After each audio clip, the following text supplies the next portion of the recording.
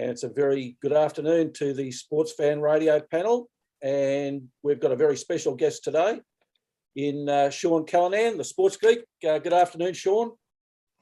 G'day, Professor, and g'day, panel. Now, Sean, the reason we've got you on is twofold today. One, to get an update on what's happening with Gravitas in eSports, and I understand that there's been a change of leagues, and also you've got a couple of promotions going. So maybe if we start with where Gravitas is and the League of Legends, and let us know how they've been going. Yeah, so it has been a bit of an up and down roller coaster ride. I think it was in October. I was invited to a Zoom call with league officials and the guys at Riot Games. So Riot Games are the publisher of League of Legends. And when you get called into a Zoom meeting at short notice, it's never a good thing because we found out that they were going to shut down the office and in turn shut down the league, which wasn't great as a team owner, being in the league for 2 years. So we had a bit of a mad scramble where as teams got together, went back to Riot. We might have hinted at potentially bringing in people of the legal profession, but thankfully nothing went down that path. And now we've got new backers, a new backed league. It's now called the LCO, League of Legends Circuit Oceania. So the same 8 teams are back, and that we kicked off our first split in earlier this year, and we've just started our second split a couple of weeks ago. And I'm pleased to say the Gravitas boys are performing well. We are 3-3. We've taken a few big scalps, and all is well at Team Gravitas at the moment. Is there any truth, Sean, to the rumours that you played a Peter V'landys type role there, just staring them down? There actually is a little bit of truth to that, Paul. I think probably what I've done in the last couple of years has galvanised, I guess, the teams and sort of brought them together as a negotiating party.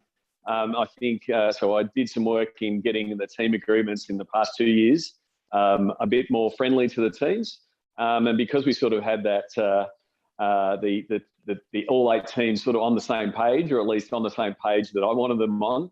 It gave us a bit of negotiating space to get the new league up and running. I think if all teams were running in their own direction, I think the league just would have not got up. So yeah, I'd like to think that I helped keep the league up and operational, and really excited because now I've got a three-year league, a really good operator in Guinevere Capital and ESL in running the league. And we've still got a pretty good say, we're seen as partners in the league. So I think it's pretty, there's a lot of upside to the deal and a lot of upside in what we're trying to do. Sean, this is split 2. You've already Yep. had split 1, which was in February, March. How did you go in that time? Split 1. So I guess if I sort of take you back to the recruiting process for the Gravitas squad, previously we were running as a team with these 1-year rolling contracts with Riot, and the stability of having a 3-year contract allowed me to sort of put some plans in place. And what I'd seen with the players being recruited, and we've seen a couple of players, like when the league disbanded, the OPL stopped, we saw a lot of players go to North America to try their wares in either the league below the LCS, the academy system, where there's more money for players, and we've seen some really good players from Australia, New Zealand go over there and have some success. And so I pretty much looked at that, and a lot of those guys played 2 years in the OPL and then made their way to North America. So my pitch to players was, hey, let's do 2 years, really develop yourself. My goal is to get Gravitas players to be playing internationally.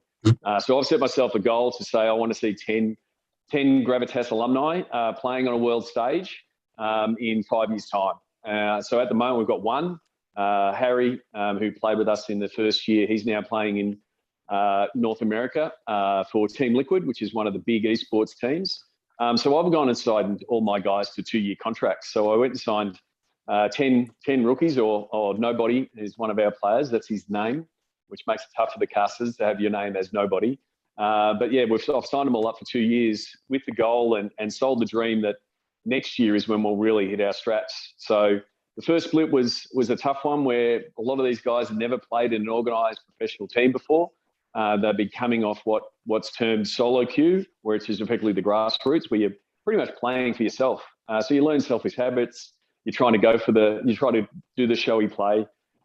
So there was a lot of learnings in that first split, which was only 6 weeks, but we really finished it on a high. So Pentanet GG was the team to beat. They were undefeated going into the last match of the split, going up against us, and Gravitas took the win. So we stopped them in their tracks and stopped the undefeated split, which was a great win. And I think that's given us a lot of momentum coming into this split. So seeing a lot of improvement for the guys, even though they're sort of built for the improvement for next year. But being 3-3 after week 3, I definitely take it.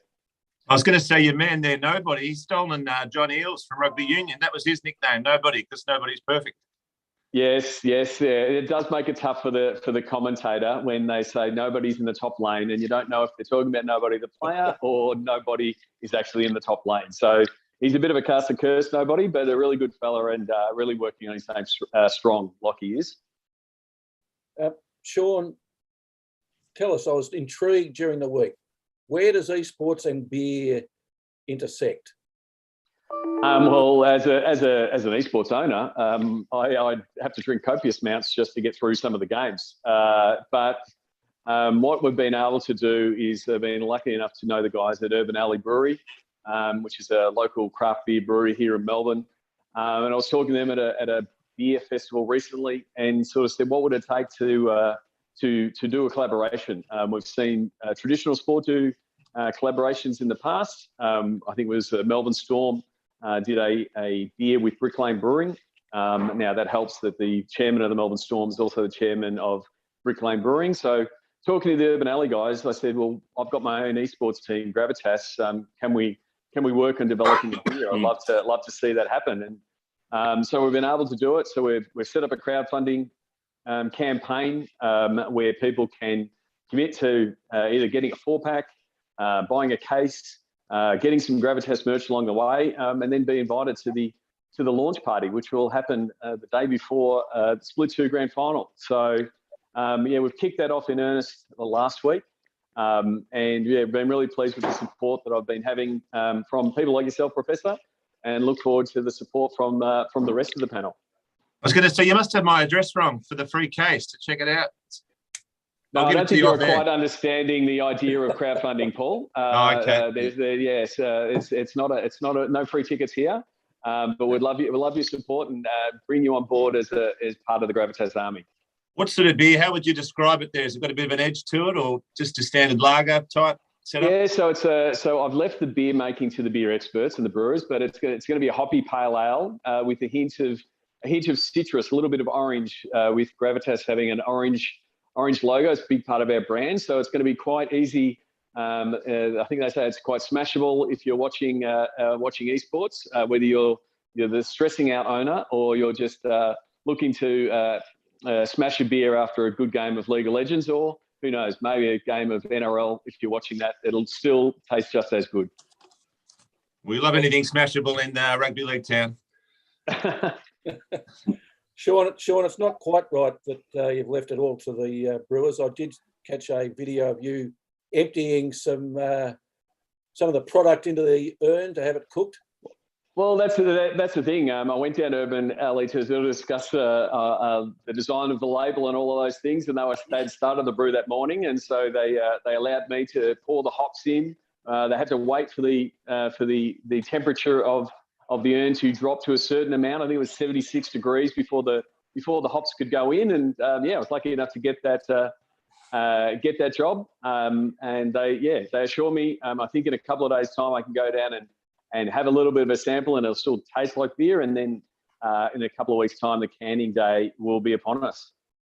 So, Sean, if somebody wants to pledge or sign up to get some Gravitas beer, where do they go? It's pretty simple. They go to gravitas.gg/beer. And that way you can check out all the different ways you can support it via Possible. You can simply select a different level of option that you want to support it. And I'd love to have you on board. I'm looking forward to seeing people wearing the Gravitas beanie or the hoodie, have their Gravitas stubby holder in hand while they smash a few Gravitas Glory beers. So Gravitas Glory, if you don't know, is both our hashtag It's our catch cry when we take down Summoner's Rift. And so, yeah, love to have more Gravitas fans on board. As your man caught on, I'd love to see Nobody's Beer. Nobody's Beer? I'd love to see him get on board and get his own name on a beer there. Well, I think this is just phase one of this solution, Paul. So if we get the fans behind it, I totally believe that we'll have different phase 2 and phase 3. We'll be much like the Marvel Cinematic Universe. There's more to come from Gravitas. Well, speaking of more to come, Sean, not only have you got a partnership with beer, you've now got a partnership with pets as well. Yeah, so I think this is another first, I guess, checking out the eSports world. Like most people, when they think about eSports, they think about headsets, keyboards, mice, computers, all the things that are related to playing computer games.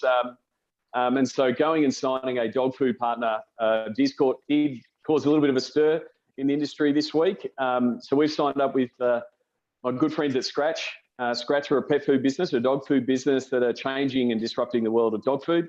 If you've got a dog and you understand what is in pet food, you're doing better than me. But apparently a lot of dog food doesn't have great stuff in it. And that's what Scratch are trying to fix. And so Mike Halligan's a good mate of mine. He runs Scratch. And so during quarantine, it's a great time to grab people. Mike was in hotel quarantine, so he could take any meeting he could. I said, I've got this crazy idea. I want to do a partnership with a dog food company with my eSports team. He doesn't play League of Legends. He doesn't know what eSports is, but he loves getting dogs involved in different things. And so, so we've got a official pet food partner in Scratch. And what we're doing is we're launching with a dog, Gravitas Scratch dog jersey. And it's great to have a dog just walk past and bark just to be right on brand. So we're pretty much asking anyone who's got a dog to send in a photo, and we're going to put those photos on a Gravitas Scratch dog jersey that the players are going to wear on broadcast later in the split. So it's going to be fun to see everyone's favourite fur friend on the Gravitas jersey and have a bit of fun with it. Okay, Sean. Well, geez, thanks for keeping us up to date with what's going on. You certainly have been a man with many things to do. Looks like you're getting them done. Well, thank you very much. And like I said, if you go to gravitas.gg, that's the website. That's where you can follow Gravitas and all different platforms and find out more about the dog jersey and also claim your case and get on board with the Gravitas Glory Beer campaign. Thanks for having me, Professor. Okay, thanks, Sean. And we at Sportsfan Radio wish you not only the best with beer, because that's close to Gelding. Well, I think it's close to all the panellists' heart. The pets, and also, more importantly, getting up the ladder with Gravitas and making the finals. Cheers, Professor. Appreciate it. Gravitas Glory. No worries, Sean. Now, perhaps we might go to you, Gelding. Gelding. Yes, Professor. We better get your tips underway because some of them will be running during the show. Well, Professor, Warrnambool races today. There's a hurdle race and meeting together with a high weight. They've got 3 normal races, but having the high weights, so giving the jumps jockeys a chance to ride on the flat.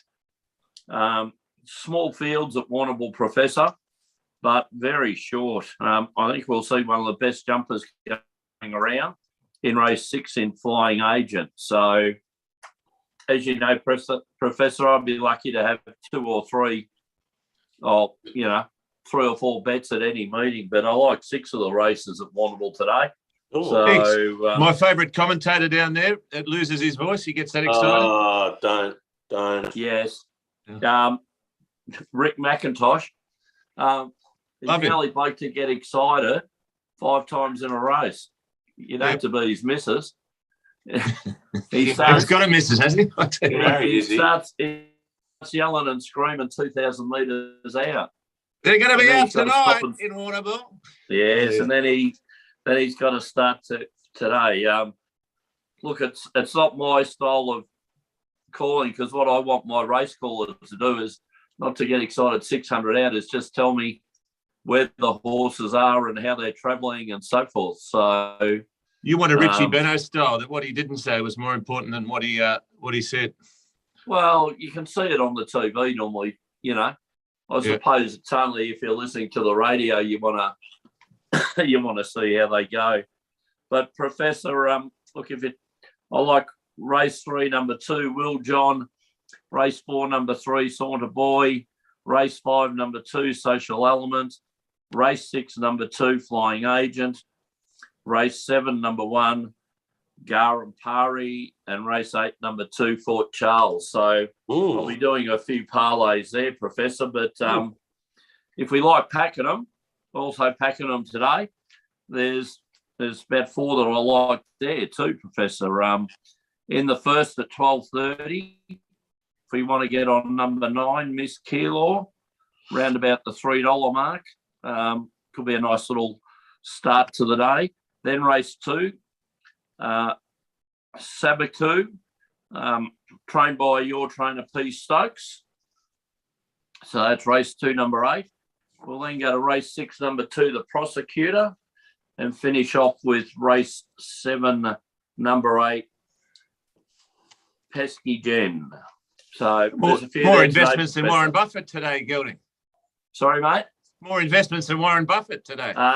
Yes, it would be a long, long time since I've had 10 bets on a day at the races, Paul. Like I might back 3 in Melbourne or a couple in Sydney, but that would just about see me out. I try to be a bit more selective than that, but just that the small fields at Warrnambool today, some of the races have got 5 horses in them.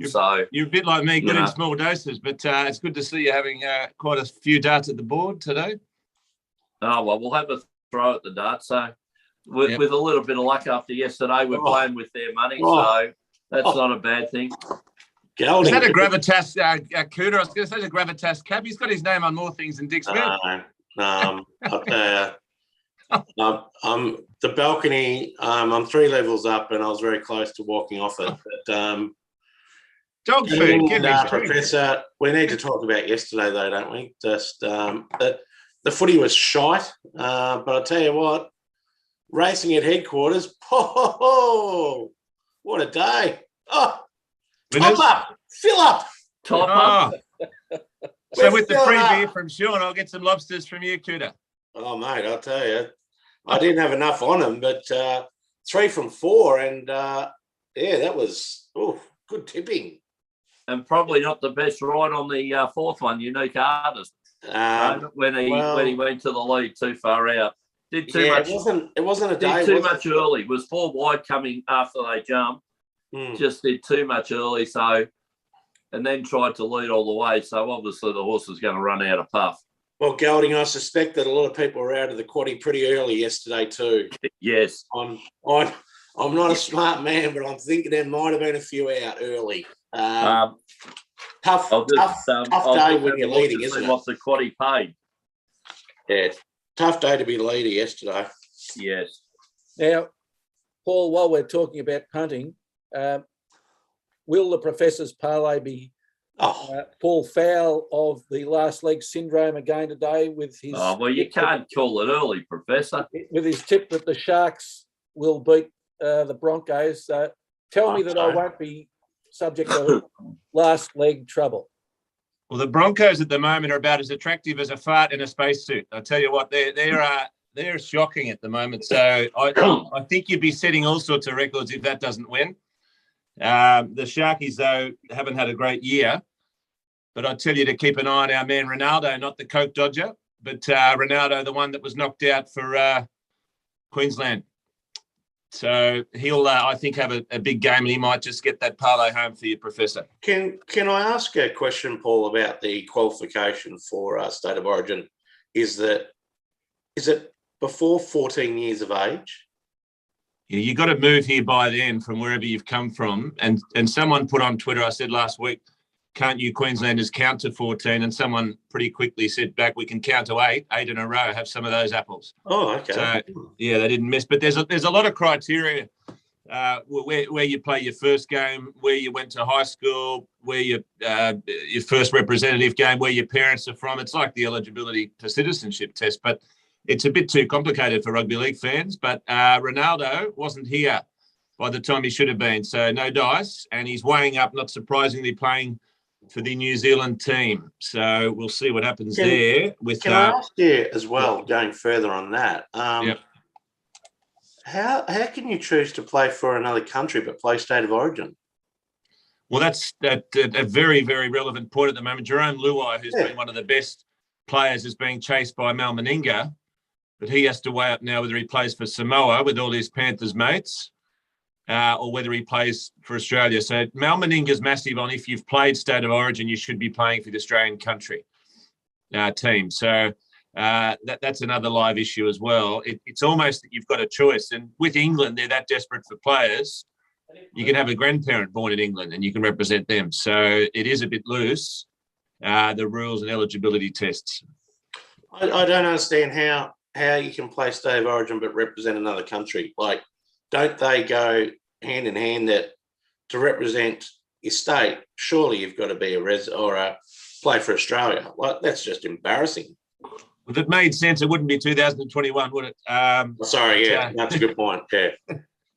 It is rugby league as well. So, often things don't make sense, but there is a lot of looseness there as to who you can choose to represent as opposed to who you will be representing. So it is almost up to the player. And you've got Big Mal Meninga there calling Jerome Luai. Let's hope the phone call lasts longer than his political career. But he's going to ask him to turn his back on Samoa and his mates, which I'm not massive about because I do want these smaller countries to be competitive. So I'm hopeful that he doesn't play for Australia. I actually want these smaller countries. You've seen Tonga rising. They're a big force, excuse the pun, because they're all monster people. Big units there, and Samoa would love to have Jerome Luai there, as would international rugby league competitiveness. So we'll see what happens there. Gelding, did you manage to find that? Yes. Quadrilla? Surprisingly, Coutta, the Coutta only paid 3,400. Oh, my 3,400 yesterday, and that's with a winner in the first league paying $41. Brett Preble. So maybe someone's obviously had a lot of people have had the field in the first league, and then followed in the next. Yeah, Jamie Carr, the astrologist, and Lintau. Yeah, I suppose the last two. So who was the second link? Who won the second link? Token Spirit, but that was written by Jamie Carr. So yeah, so following. Yeah, so they're all short, weren't they? In the end, they're all. They're all around about the $3.50 to $4 mark. So in the market, probably not all favourites, but they're all favourites. Yeah, around about the last three favourites got up, but still good value, good open races at round about the $3.54. Is the TAB offering a Jamie Carr quarter yet? Because that's the sort of thing that offers. She rides them all, wins them all. She rode if it was England, you'd get a price on it. Well, funny about that, Paul. We're talking about it, looking at it. She's riding, at a bit under a winning rate of 5% compared to Damien Oliver, whose winning strike rate is 10%. Which we commented on yesterday. Jamie Carr, a double yesterday to take her to 99 wins, trying to get the 100, which will break the record set by Brett Preble, which may be a question for the panelists, Professor. Brett Preble set a record at 99 and a half wins, so he dead heat it for a win. And they said that wasn't 100. So they claimed the dead heat wasn't a win in the count and just gave him a half a point. It's like Bradman's average here, 99 point, whatever it was. 99, yeah, the Bradman average. But I would have thought if something pays out for a winner, it's a winner, isn't it? Would have thought so. Even whether it dead heated or not. So I would have thought that the Brett should be regarded with 100 wins, but Jamie Carr will just waltz this in. And Professor, when she goes to Sandown on Wednesday, might be the day to follow her. My investment yesterday was the Hawks winning for Sean Burgoyne. How did that go? They must hate the bloke. They turned in a stinker. 400 Not on games Foxy. and they turn up that drivel. Not on Foxy Frida. Give me strength. Oh, I might have had a tickle, small. A tickle of Foxy Frida.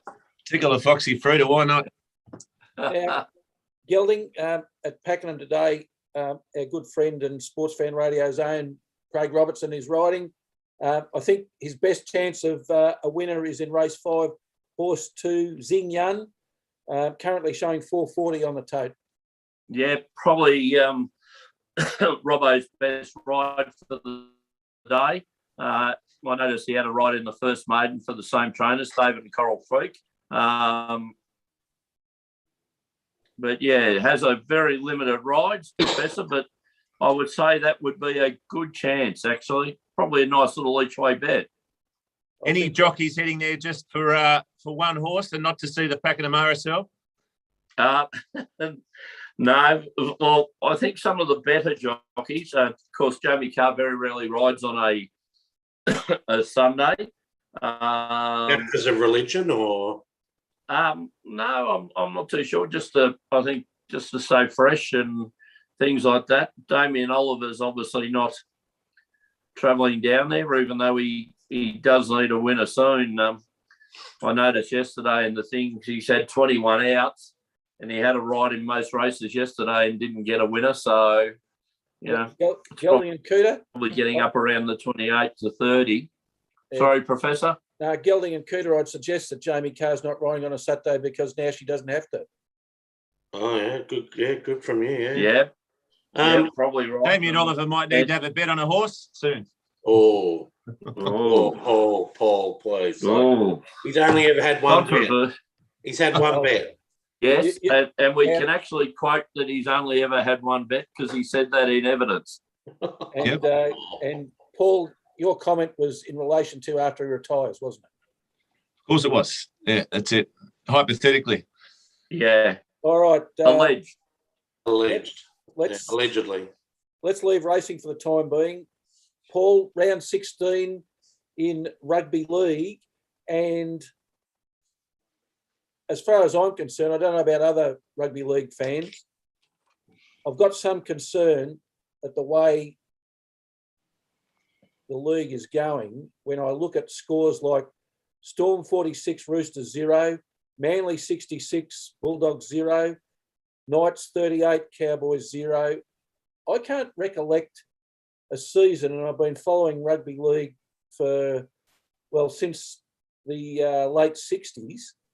I can't recollect a season where there has been so many, A, one-sided matches, B, teams that aren't scoring. How can that be corrected? We did touch on this last week. The rule changes, unfortunately, have led to a adverse situation. I used to love, not there's a competition, but I used to always say that there's so much closer matches in rugby league than AFL, where you have teams that certainly couldn't win a flag and almost basket cases.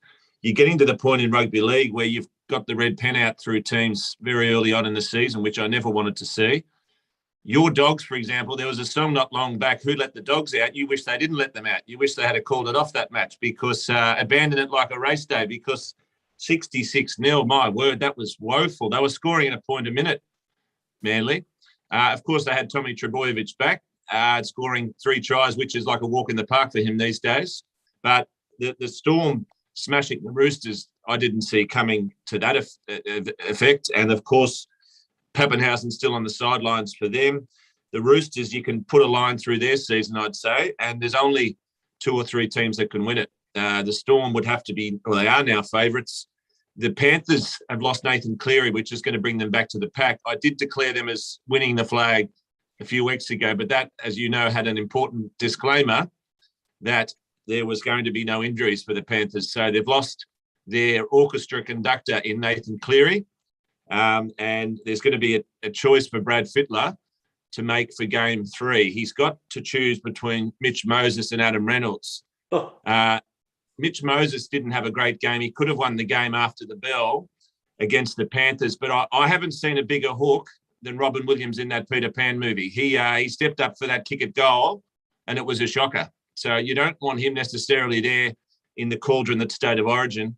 I'm hoping, and not just Rabbitohs based, I'm hoping they go with Adam Reynolds to be the number 7, and they'll need a number 6. Jack Whiten's already been declared that'll be his jersey, which is surprising given how bad the Raiders are going.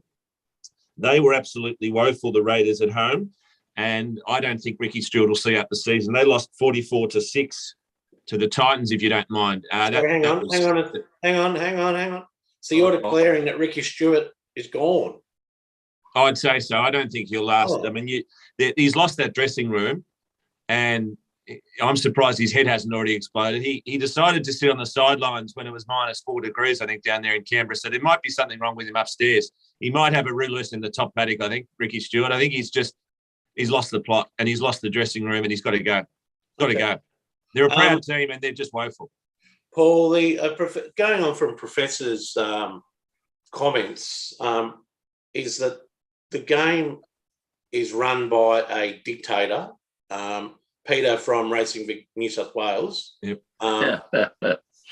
You cannot say that he has been a good move for the game. You cannot say, like, at the moment we're watching games where it's just embarrassing. You turn over 46, 50-0, 60s. We've never seen scoring like this. And it's because of the rule changes, and also the inconsistency with the head knocks, or he should be gone as well. I did say he might go. That was when the players were lining up to have a coup. What's happened is they've gone too far. But what I'm hopeful, they've backed it off a bit on the headshots. Used to be if you grazed a bloke's cheek, you would send off for a period there. You'd notice in Origin they let it flow. I'm hoping that they claw back on these rule changes, because it is just leading to absolute annihilations of games. And there needs to be a way to stop. As much as we love a team with momentum, we need to give the team that's behind a way back into the game, perhaps getting the ball off the kick-off rather than kicking it to the team that scored. There's a few things they can do, but those 6 agains, they're almost fatal when you hear that. I don't know where that air raid siren come from. I mean, it's something like out of Dresden. I don't know what's going on there with that siren, but I'd get rid of it. I don't believe in that. That's too much of an advantage, and it normally is teams that are on top. Yep. And it's the toughest sport in the world. So you've got players who are fatigued, so they're likely to give up just lazy penalties, not because they're intentionally breaking the rules. It's because they're like a boxer on the ropes. They just can't keep up with the game. And of course, when a boxer's on the ropes, there's just a knockout. And that's what's happening in many rugby league games. And I don't like it, because it is taking the competitiveness out. And I've got the red pen out through about 3/4 of the teams. Yeah, and I think that's the problem. It's that, obviously Melbourne supporters are happy with the way the team's going, but you used to be able to go to a game and think that it would be close, or there'd be a chance, or whatever it is. But nowadays, you go to a game and you just know that you're going to smack an opposition. Like the Storm, you go watch the Storm play, and you just know that the way they play, the way that they're coached, and the players they've got, they'll rack up numbers like it's a cricket match.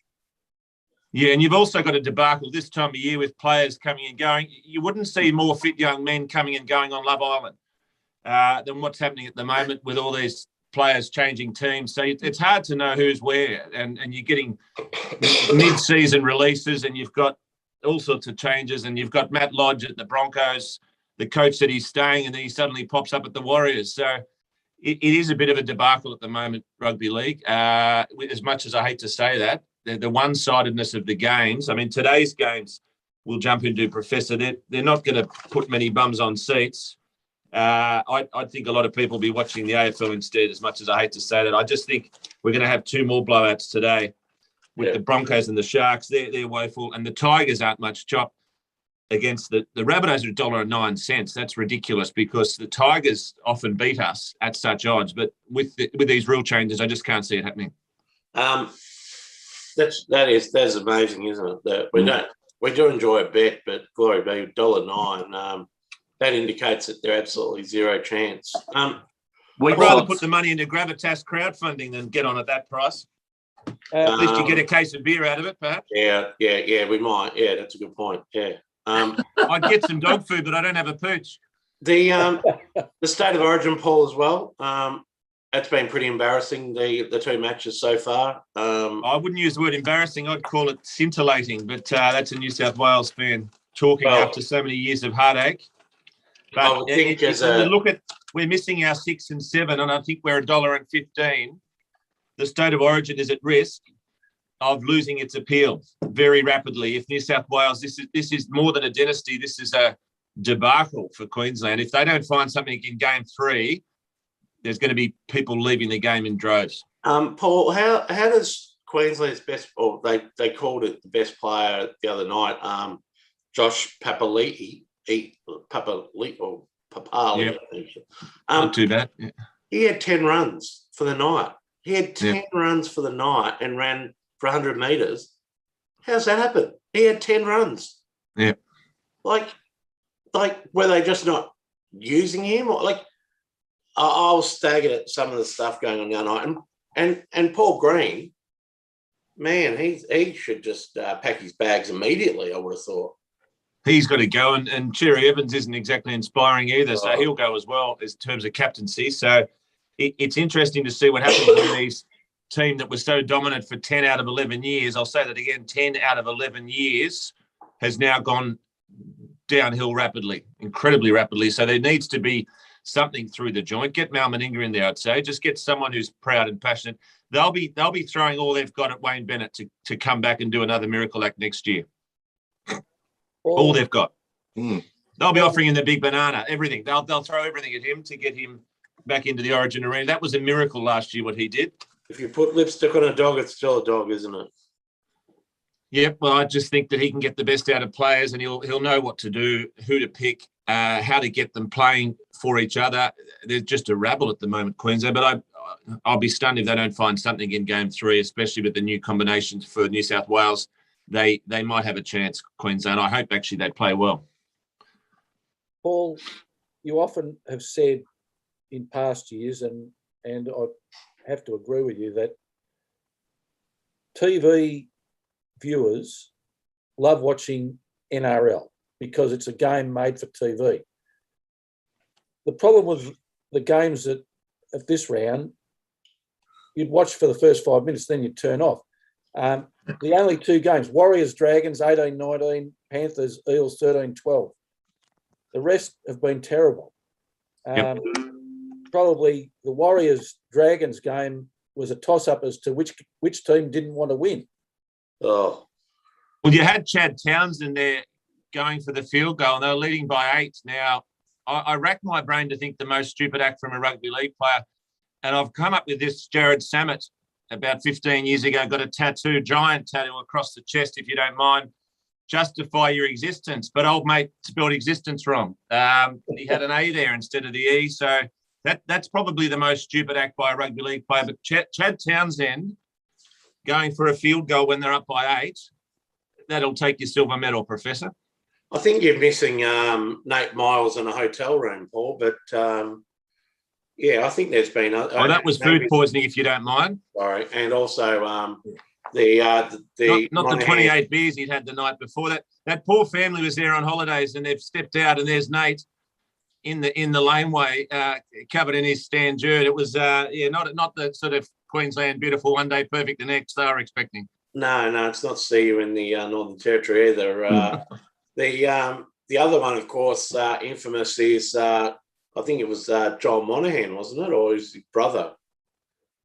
Simulating. Well, it might one of Sean Callanan's pooches there. Simulating something with the pooch, and then you had Todd Carney at the urinal. That wasn't too fun. But one of my favourites, Greg Bird, got in a taxi, said, "Take me to the pizza shop." Nothing wrong there, except there's 2 people already in the back. That was one of his. That was one of his bed. He didn't get out either.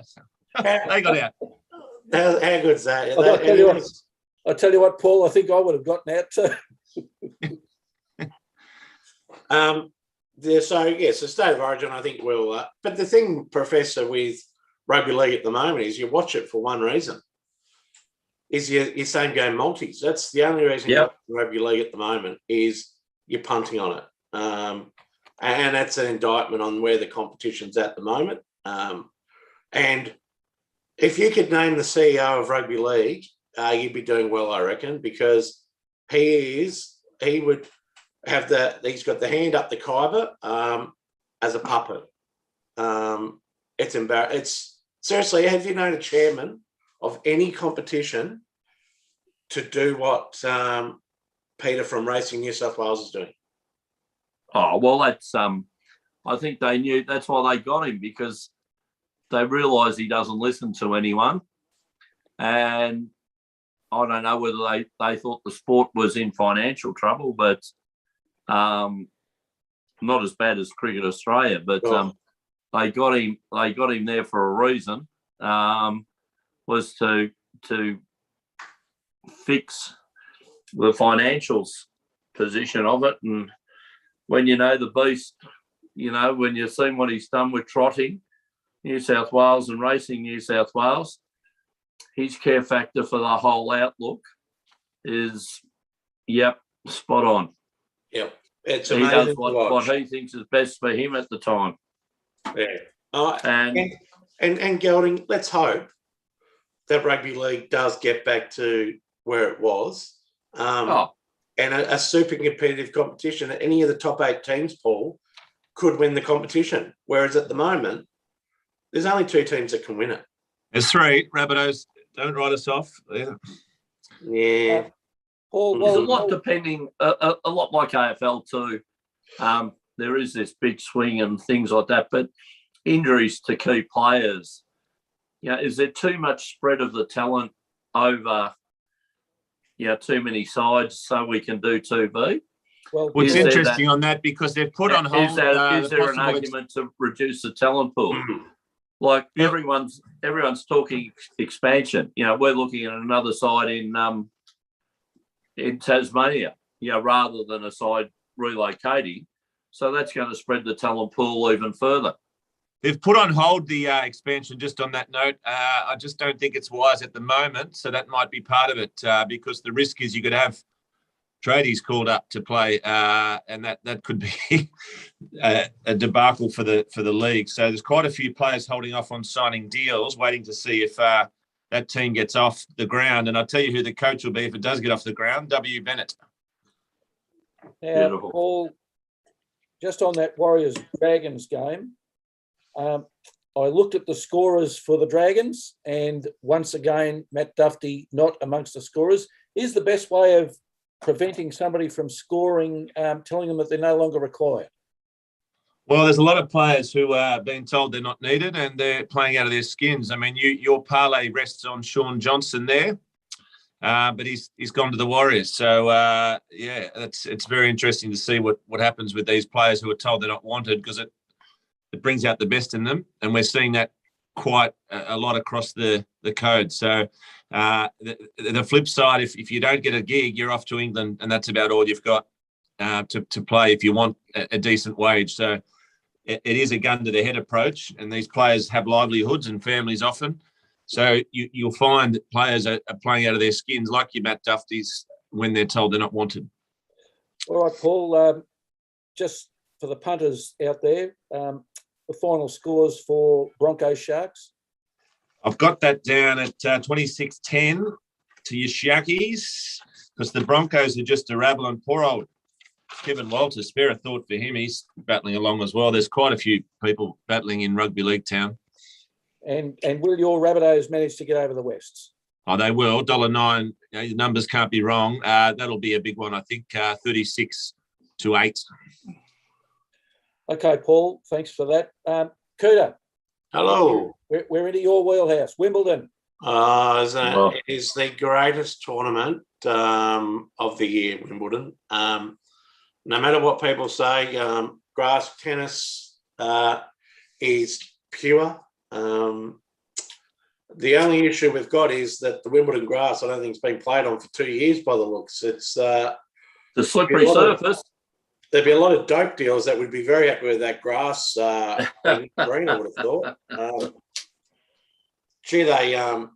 The courts look amazing. And I had a mate, here you go, Professor. I had a mate go the other day to Wimbledon, and he actually was able to watch Federer. I think he watched Federer, and I'm trying to think who else. He saw a couple, but he actually could not get onto the Nick Kyrgios court because that was also a ticketed match. So if we want to talk about box office athletes, he's the biggest at the moment, I would have thought, Nick Kyrgios. He will sell out stadiums, and he admitted, and he said that he may never win. Excuse me. He probably will never win a Grand Slam. And that's. Can you see Roger Federer winning it? Can I see Roger Federer winning it? He could win it, but at the moment, Paul, if we want to talk about where the draw's at, Joker. Yeah, I would have thought the Joker. Unfortunately, for all us genuine tennis people, he wins it.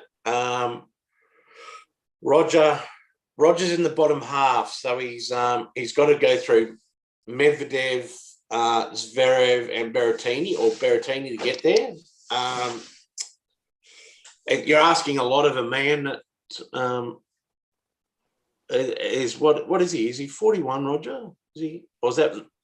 No, that's Venus Williams, who's playing mixed doubles with Nick Kyrgios, and again, the crowds for mixed doubles, has that ever been higher? I don't think so.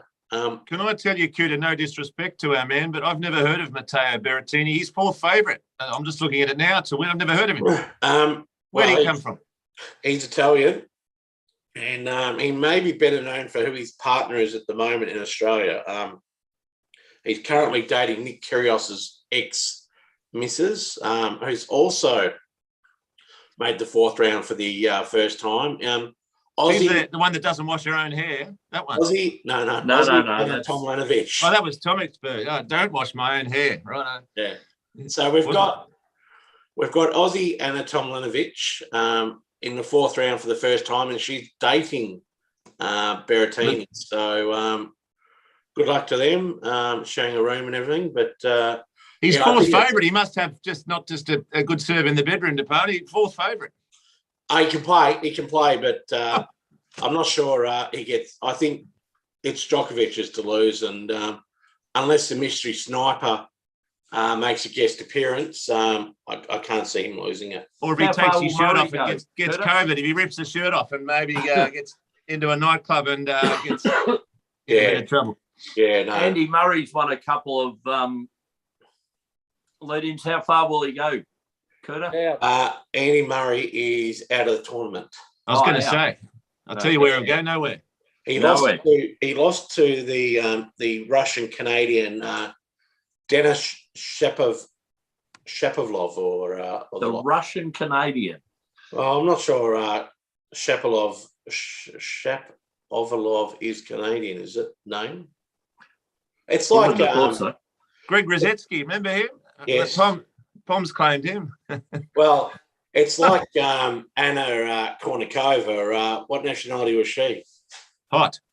Oh, yeah. Her and her mum were a terrific doubles combination. And of course, Professor, Australia has a rich history in the doubles, and we've got one pair that have made it through to the third round, unfortunately, and that is Purcell and Saville, who have the nickname the Slugs. Not sure you'd like that nickname, but that'll get bums on seats watching that. Yeah. And the other one, Professor, is that we've supported Sam Stosur over the years. We've watched her play, watched her win Grand Slams. Whoever's advising Sam that she should continue to play needs a bullet. She's not doing herself any favours, and people will look at her now and say, how the hell did she win a Grand Slam against Serena Williams? Like, I'll say it now, Sam, you've been an amazing tennis player. Make the Olympics your last event. She's jumped the shark, and not the Greg Norman variety, you're saying? Well, I just watched her play the other night, and it was one of the worst matches. And from a person that should have won multiple Grand Slams, should have won the French Open, she destroyed Serena Williams at the US Open in front of a crowd, and now you're watching a person that's just totally bereft of any confidence and any, I would think, her talent. Her forehand is just, if you're in the crowd, you're watching for tennis balls. All right, Coutta, let's take a look at the women's side of the draw, and we haven't spoken about yet. There's 2 Australians in the last 16. Yep. Which is the best performance for many, many years. Number 1 seed, Ash Barty, and the unseeded, Alia Tomjanovic. Yes, Aussie Anna. So you've got the Barty party in full swing at the moment. She won her first round match, and obviously now we're in the 4th, but she won her first round against the retiring Spanish player. A bit emotional and everything, but I'm not sure there's many Australian athletes that are as classy or as promotable as Ash Barty. Everything she does is really classy, and honestly, she's a wonderful tennis player. Her slice backhand is great to watch. I think the last slice backhand in women's tennis was probably Steffi Graf. But unlike Steffi Graf, Ash Barty can actually hit a topspin backhand as well. So we're lucky to have Ash Barty playing. Obviously, she had a crack at cricket, did okay. I suspect Gelding that she would probably be able to play AFLW for Richmond at some stage in her the back end of her career. I'm sure she would love to do that, but tennis is paying a bit too much money now compared to the salary cap of the AFLW. Yeah. I was going to say, with that comment about best backhand, did you see during the week Ian Bell, the ex-Pom player, was asked to nominate the best strokes he'd ever seen? And he said, when he was asked about cover drive, he said, I'll have to nominate myself. There's not short of confidence there. They would rate an appearance on SEN's third person self-congratulator of the year. Oh. But yeah, Professor, I think that Ash to get where she has done well. Obviously, coming off the injuries that she had at the French Open, and also one of the leading tournaments. Is she still injured? She's definitely carrying. She's admitted that she's not 100% fit. And again, that's just her. She's pretty honest. But the grass will quicken up here, Gelding, and I think that the way she serves and the slice backhand and her ability to volley, I think she'll go close to winning the whole thing. Good. Her next opponent is Barbara Krejcikova, 14th seed. Tomjanovic plays also unseeded Emma Raducanu. Yeah, so we've got a lot of K's in there, haven't we? It'll be a great Scrabble hand. Aussie Anna, if she wins, has to play the winner of the Barty match. So we might be guaranteed, touch wood, of course, a player in the semi-finals. Okay, let's look at the men's side of the draw. Now, Alex de Minaur, seeded 15th in the tournament, a big win at Eastbourne leading into the tournament. I think a little bit more was expected of him than lose in 4 sets in the second round to unseeded Sebastian Korda. It's an interesting one, isn't it? Like, Korda played quite well. But yeah, you would have thought he would win that match.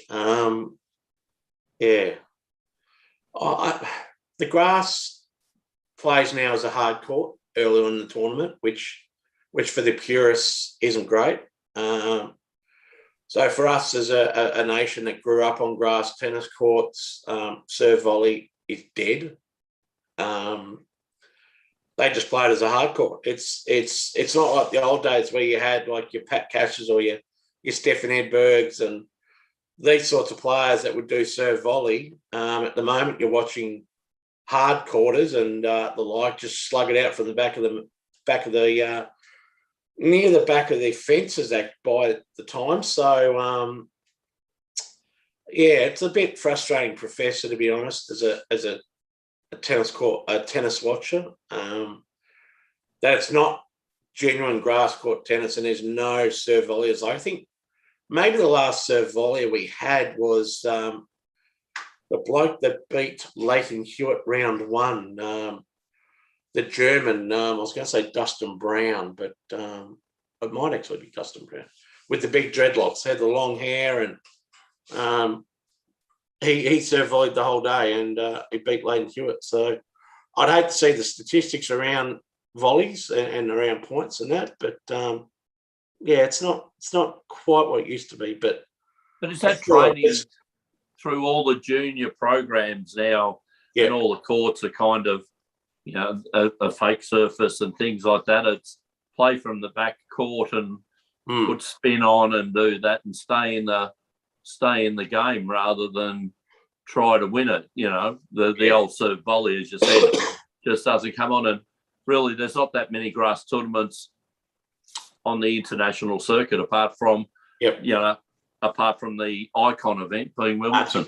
It's a good point you raise, Gelding, is that the Queen's lead in Eastbourne, Nottingham, Halle, I think there's another one, maybe Munich has one.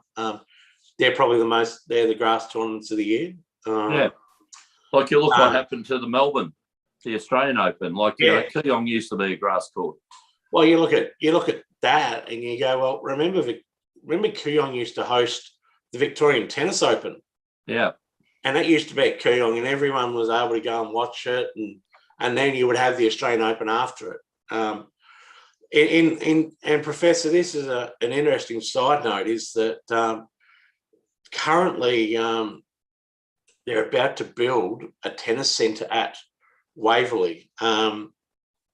If anyone knows where the Waverley golf course is, not the private course on Stud Road, but the public course on corner of Gels and Waverley Road, they're about to build a tennis development or a tennis complex there, which replaces the complex at Camberwell on the freeway. So the corner of the freeway there, Bulleen Road and the Eastern Freeway.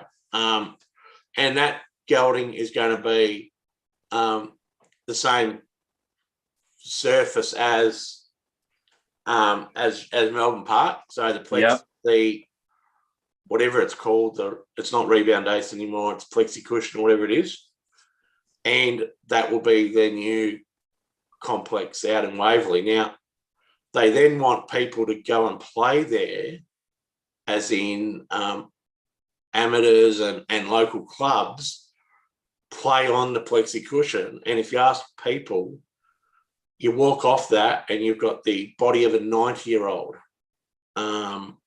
So again, I'm just not sure if tennis is missing the point here, but it's a surface that is not made for community tennis.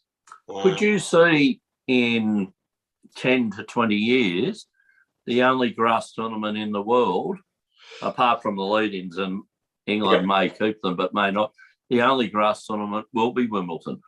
Oh, without doubt. Yeah.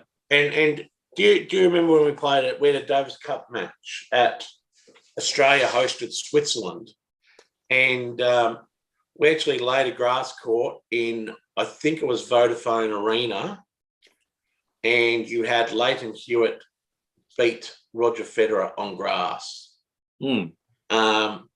So we had to get the grass from Seymour laid on a court at Melbourne Park or whatever you want to call it.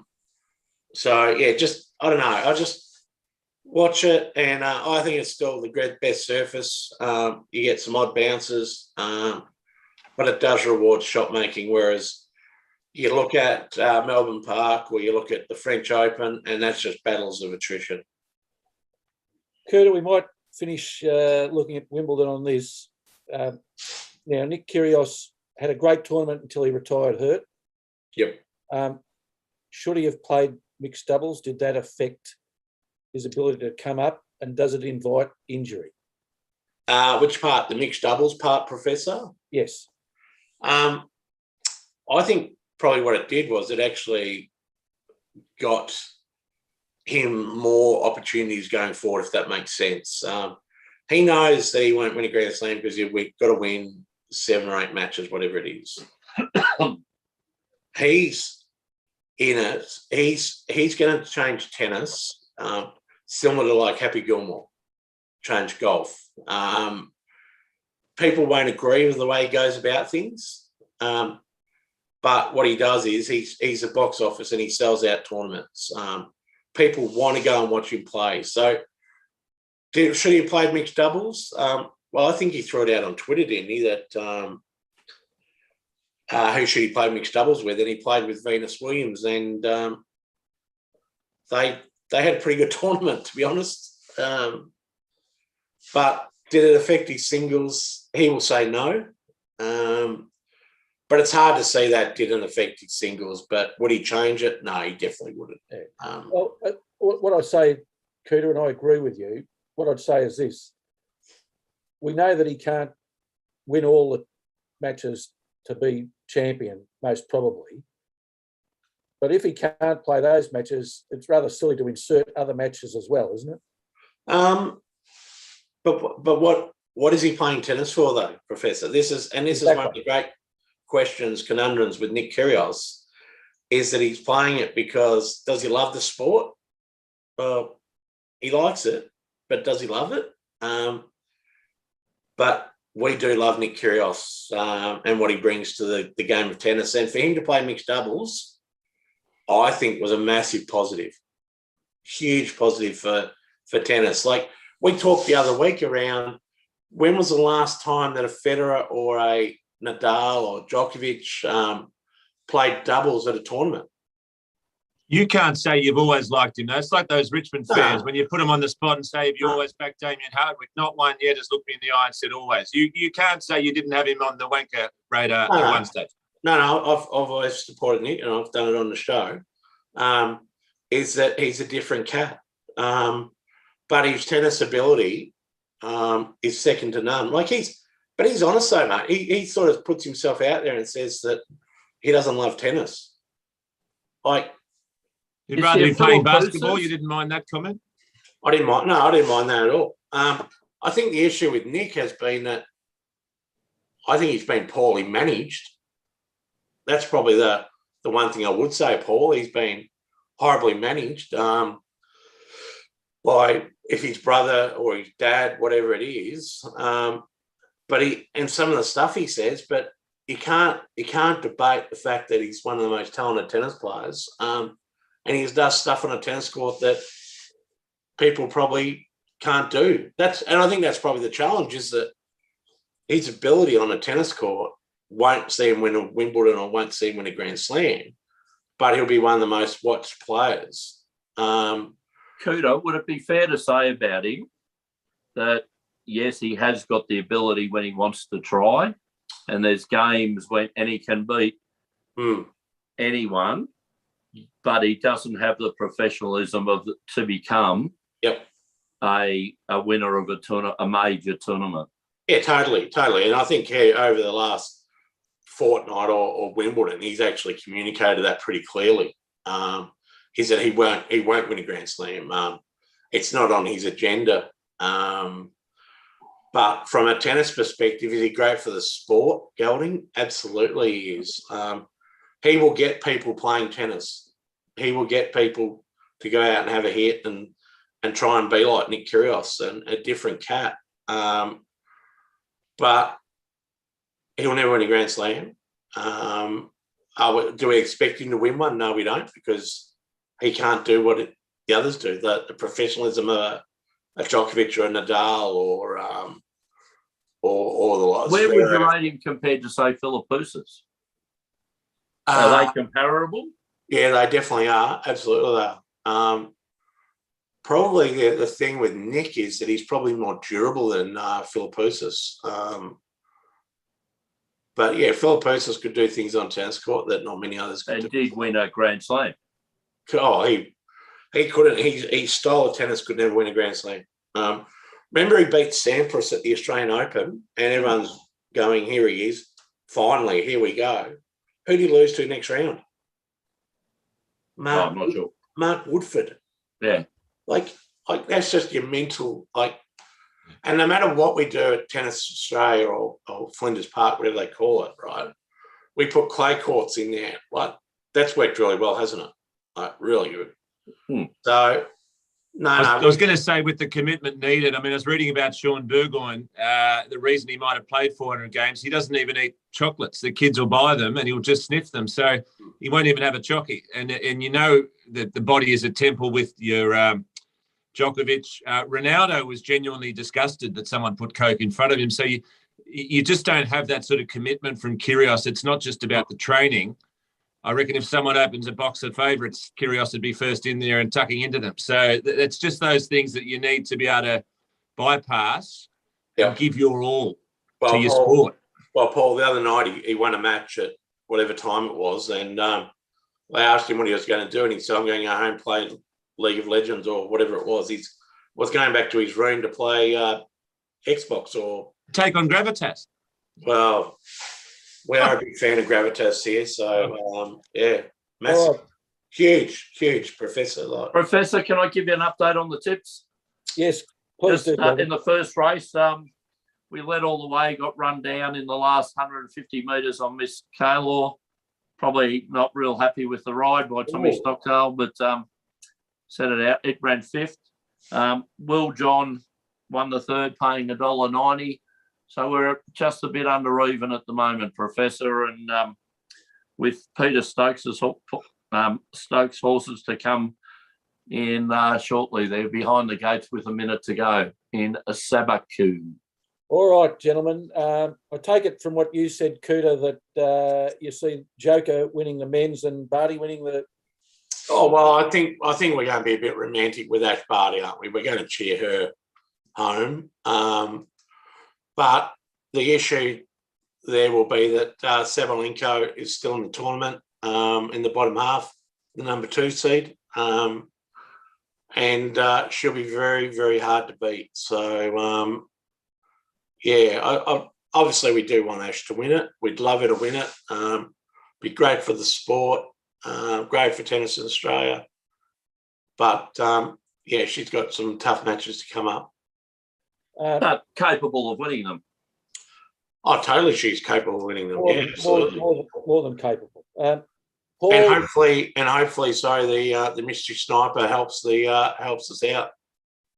All right, Paul. A text from Schooner.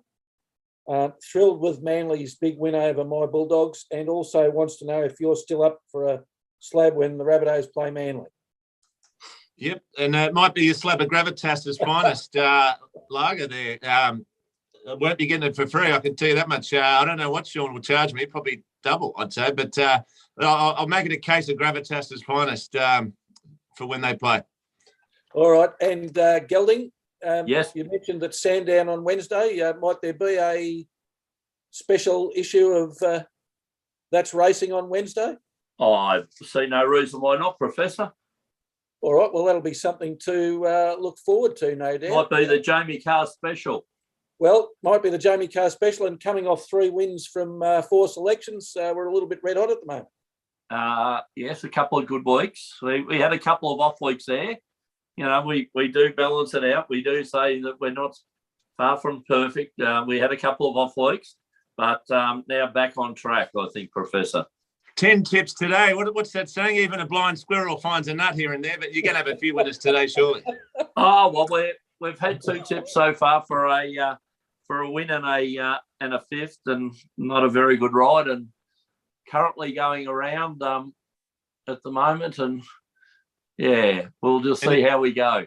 It's a nice touch, all your winnings into the Gravitas crowdfunding there. I thought that was a very nice touch, Gelding.